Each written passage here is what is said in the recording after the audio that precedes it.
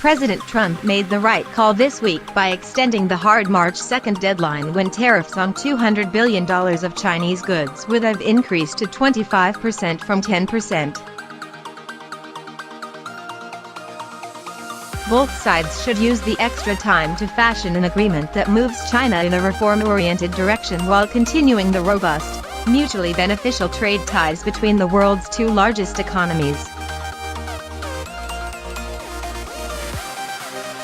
The Trump administration's complaints against China have merit. As the Office of the U.S. Trade Representative, USTR, laid out in a report last year, the Chinese government has been lax in enforcing intellectual property rights. It also imposes unnecessary restrictions on foreign direct investment, such as requiring U.S.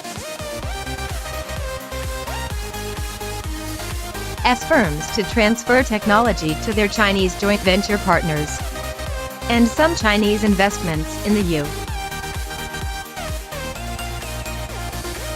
U.S. tech market are problematic. Still, the administration's response imposing sweeping tariffs has been arbitrary, unprecedented, and grossly out of proportion to any actions by the Chinese government.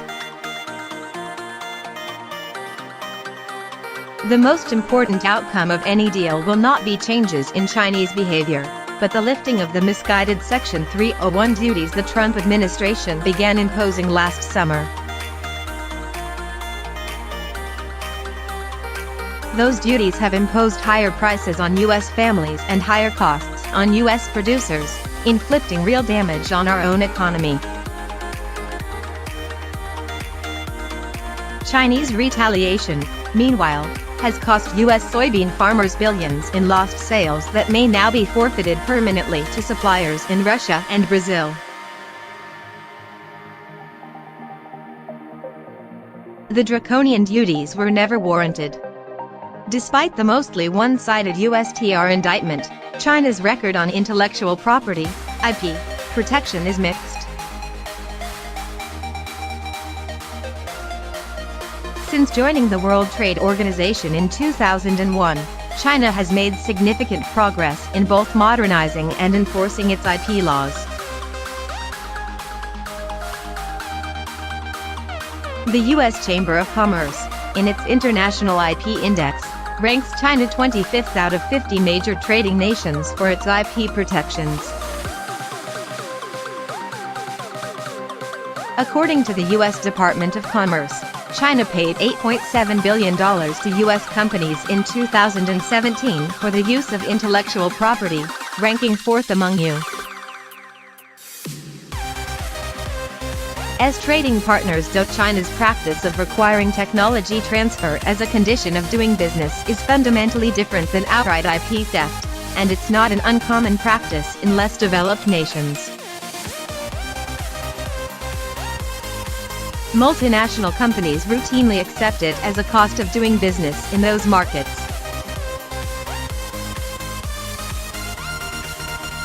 Despite restrictions, the U.S. Department of Commerce reports that U.S. companies operating in China generated $463 billion in sales and $34.5 billion in operating profits in 2016. Like IP protection, China's policies on technology transfer have been moving in the right direction. In recent years, China has expanded the list of sectors where foreign firms are no longer required to engage in joint ventures and technology transfer, most recently to include automotive, aircraft, shipbuilding, and certain financial services. According to Nicholas Lardy of the Peterson Institute for International Economics, the share of foreign direct investment in China that is free of technology transfer rules has climbed from less than 50% in 2000 to about 70% today. As for concerns over Chinese investment in the United States, we should welcome foreign investment, including in the high-tech sector. If any Chinese investment poses a threat to U.S. security, the administration can halt it through the Interagency Committee on Foreign Investment in the United States, CFIUS. Congress expanded its scope last year, granting CFIUS enhanced authority to block acquisitions that could threaten national security.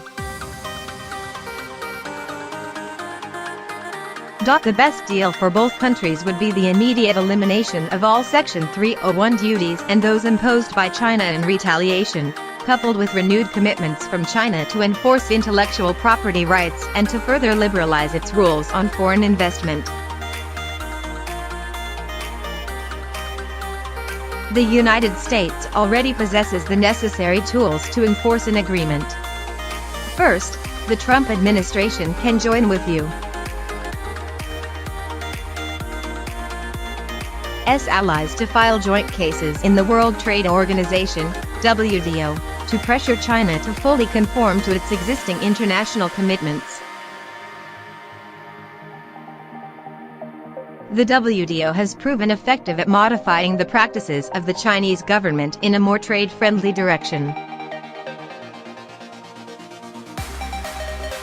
A second enforcement tool should be targeted legal and administrative action against Chinese parties directly responsible for IP violations. The U.S. government has already brought cases against the Chinese state-owned enterprise Fujian Jinhua Integrated Circuit for conspiring to steal technology from the Idaho-based chipmaker Micron Technology and against the Chinese technology firm Huawei for allegedly stealing trade secrets from its U.S. partner, T-Mobile. This, not tariffs, is the right approach. When President Trump next meets with Chinese President Xi Jinping, they should strike a deal to end the tariff war, codify China's commitments to reform and police compliance through WTO and other legal actions. The China hawks in Washington will complain, but the two presidents will have reached a good deal in the interests of both nations.